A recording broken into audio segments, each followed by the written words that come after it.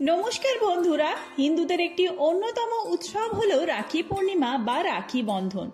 সাধারণত শ্রাবণ বা ভাদ্র মাসের পূর্ণিমা তিথিতে রাখি বন্ধন উৎসব পালিত হয়। মূলত বোন ও দিদিরা তাদের ভাইদের সুরক্ষার জন্য হাতে রাখি বাঁধেন। তবে শুধু ভাই বোনের মধ্যেই এই উৎসব সীমাবদ্ধ নেই, যে কোনো ব্যক্তি অন্য ব্যক্তির মঙ্গল কামনায় তাদের হাতে রাখি বাঁধতে পারেন। তো চলুন বন্ধুরা, আজকের ভিডিওতে আমরা জেনে নেব এই বছর রাখি পূর্ণিমা কবে পড়েছে, শ্রাবণী পূর্ণিমা বা রাখি পূর্ণিমা তিথি কখন শুরু হবে, কখন শেষ হবে পঞ্জিকা অনুসারে, রাখি বাঁধার শুভ সময়, রাখি বাঁধার নিয়ম ও মন্ত্র। এরই সাথে আমরা জেনে নেব ভদ্রাকালে রাখি বাঁধতে নেই কেন।